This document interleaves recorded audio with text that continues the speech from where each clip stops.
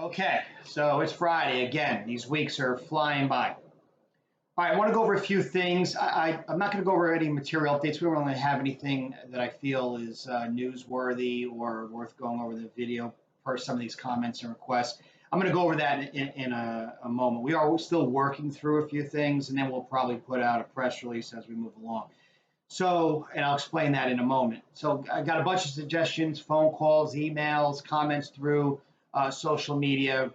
A couple of them were about these videos, right? They said, well, we need more viewership. Can you remind people in these videos to share them or to watch the videos?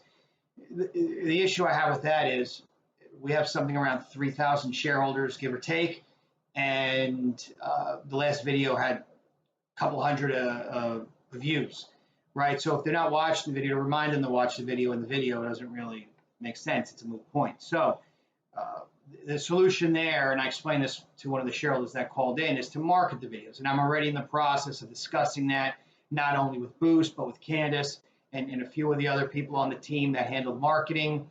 We'll figure out what is the appropriate way to do that. The concern I have is these videos are for the shareholders to get a feel, at least the intention was to get a feel of kind of behind the scenes and as we progress through things, sometimes some things work, sometimes things are on schedule, sometimes they're not. It's part of business. And this was to give you a little bit of insight as to how we operate and what's going on a daily basis. So this is not really, my concern is I'm worried that this would be used as a promotional tool for those who have, let's say, less than honorable intentions with their trading habits, okay? So one of the reasons I like to release these videos after trading hours is because I don't want these videos to be used for that purpose, anything other than for me to be able to communicate to the shareholders. There's some exceptions. I've done it before, especially when I've promised an early update. I try to keep those promises. So updates through social media will probably increase. We can discuss that. I'm a little conflicted on how we do that to properly communicate what's going on.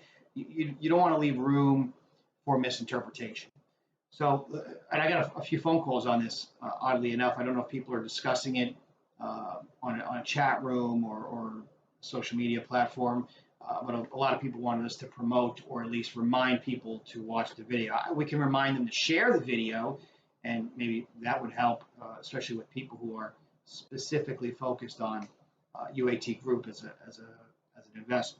Okay, so that's one thing we can do. I just don't want to have this used or leveraged as a marketing tool for, like I said, those who may be doing something that it doesn't benefit any of us.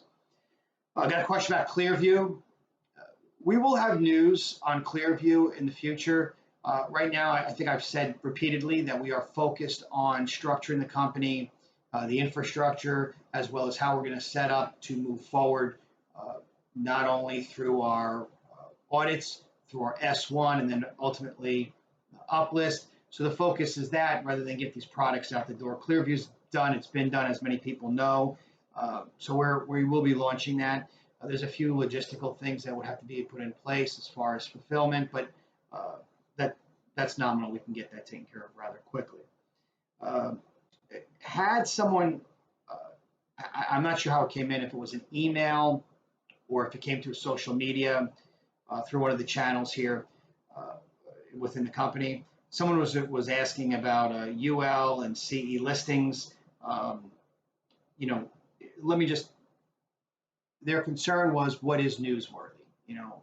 They don't think that's newsworthy. So let me just, for those who are confused, a UL listing is essentially for an electronic device. I feel that it is important to have that done. It's a safety issue, and also lets everyone know that we are designing a certain way. But that's not something I put in a press release. Anything that's electronic that we put out as far as IP, that would have a UL listing. So no, I agree with whoever said that. That would not be newsworthy. Now, CE certification is a completely different thing. That's essentially like an FDA approval for Europe, right? We already have that on certain devices. We would not make a press release that is specific to that.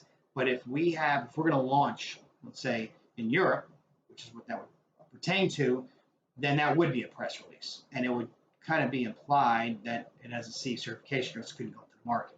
So we're going to determine what is and what is not going to be a press release versus an update through social media or the website. And we're probably going to migrate more to website information on that.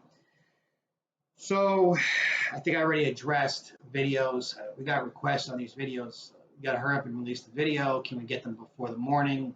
No. I just want to be very direct. No. I am not going to put videos out in order to support someone's trading schedule. That's not what these are for. That's not the intention. I understand that there are people who day trade many, many stocks. Some of these questions kind of are indicative of that. We've got a bunch of questions asking what happened to the update. So somehow someone who's invested in the company missed the Friday update from last Friday.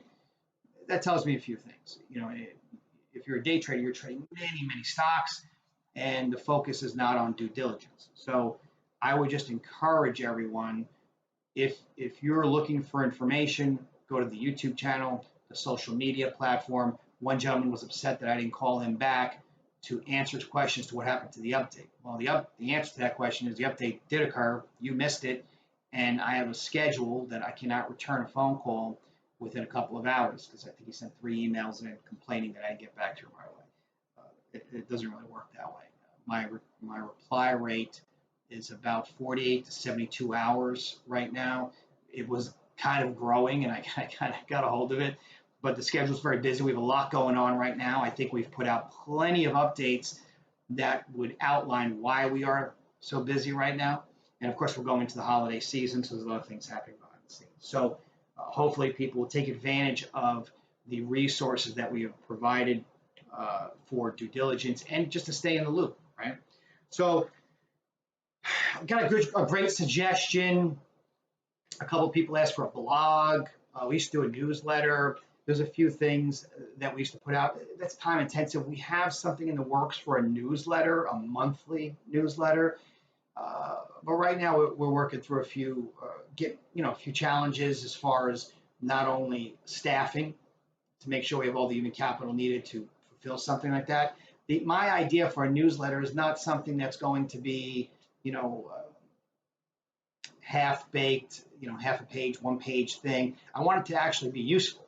It's going to be something that, there's going to be a lot of material in there. We're going to start doing contests. We're going to include shareholders more. I want it to be more interactive with the shareholders and a little more engaging. I want to get out merchandise and some free product, get people a little more vested in what the future is as opposed to day by day, the trading price and everything else. I got one phone call that said the spread was, it was implying that the spread was not adequate, and it was off by, thousandth of a penny. I'm not sure what he was referring to, so I had to walk him through that, the difference between the bid and the ask. And so I understand that we have some folks invested in the company that may not have the experience that some of the other investors like yourself have. So that will hopefully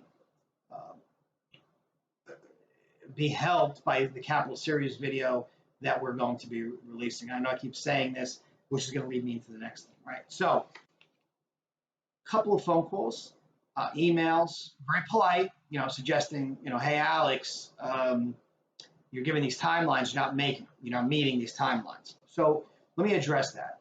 I don't recall a time in the past that I said it was for sure going to be done on this date, this time. There might be a few of those, but for the most part, I'm including everyone in what our expectation is, what we're targeting, what we're looking to get done, so that people understand this is what we're working on.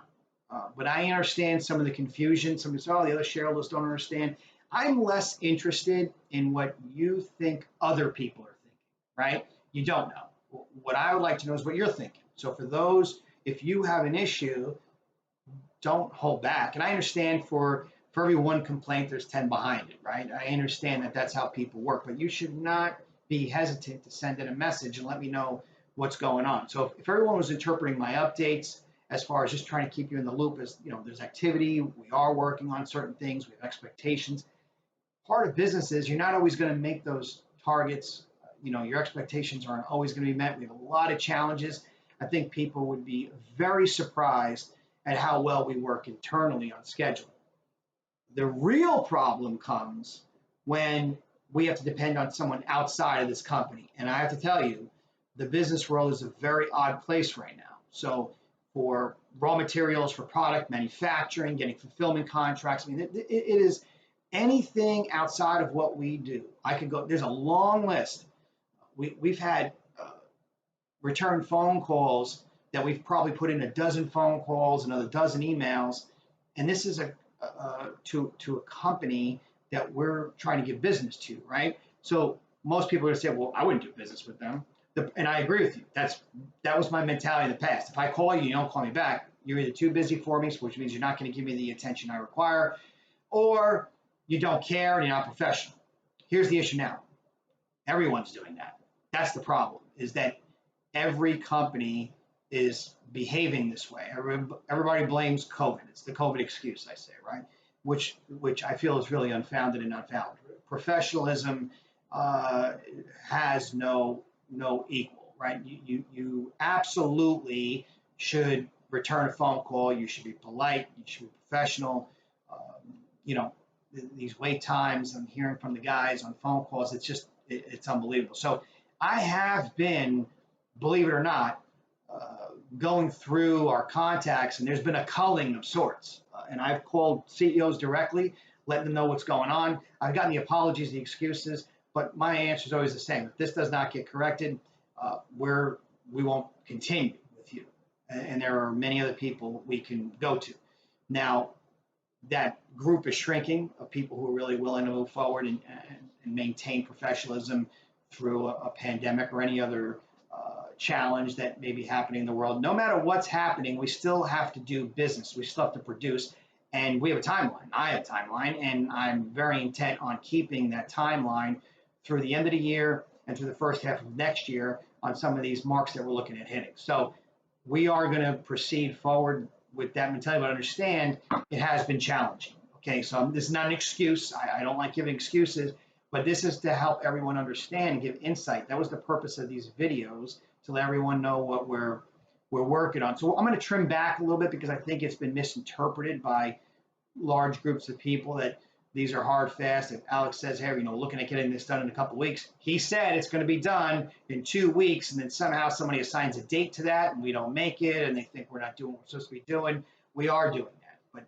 again, keep in mind, I've said repeatedly, this year is about setting up next year for retail and for revenues. Now, we've had revenues this year. We're up revenues significantly, but that is not the main focus. The main priority for me is setting operations up so that moving forward over the next year and moving forward from there and into the future, that we have everything in place. That does include bringing in some manufacturing, fulfillment, even processing raw materials, because we're finding that it is challenging to deal with some folks that are not interested in moving forward, or they can't get their human capital put together to produce what they need to produce for us. I understand that's not necessarily their fault. There's a mentality out there that they can't, they're not, some companies can't get people to come in. I understand that's a challenge, but that problem can't be my problem, right? My purview is over UAT Group and its subsidiaries, strategic partners, et cetera. So we're probably going to be doing more in-house because I can control that. And then my timelines will become more and more precise and more reliable for me. And then I can convey that to you. So a few little updates. I won't give timelines, as I said, but we are continuing to work through the H2O contracts. There will not be an update after this video on that. There'll just be a press release when they are finalized. And then I'll do a video after that and we get into that. We'll do some questioning. And then as far as what's going on with Nextcast, we probably won't do any more video updates, but we will do a press release when the time is ready. So we've got some things coming with that. As far as UAT, again, I'm just going to keep up with the trend there, the new trend. We're just going to do a press release on that. We have those scheduled already. So for those that don't let this upset you, this will also help free up time for a few other things. So instead of doing these videos, now we can do the Capital Series videos. We can. I do want to do that town hall, but there's a few other things I want to do. I I want to do some more interactive things where we can talk to shareholders. Uh, Someone had sent in a suggestion. What about Hygiea Pets? It's already in the works. I think we talked about horses in the past.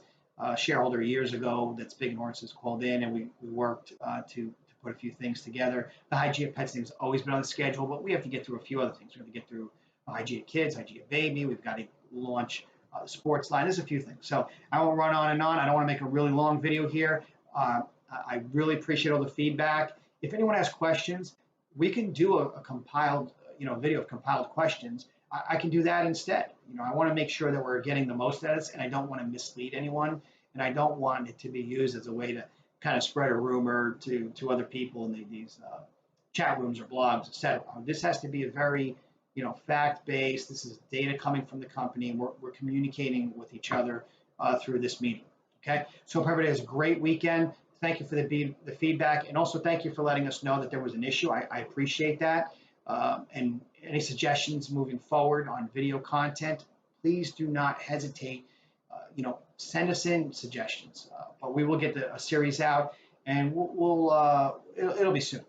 Hopefully, I can get through a few hurdles here. We'll get that series out because a lot of things are coming over the next 45 days. So we'll get that out to you, and along with all the other news or press that have to go out accordingly. Everyone, I hope everybody's staying safe. And again, thank you for watching. Thank you.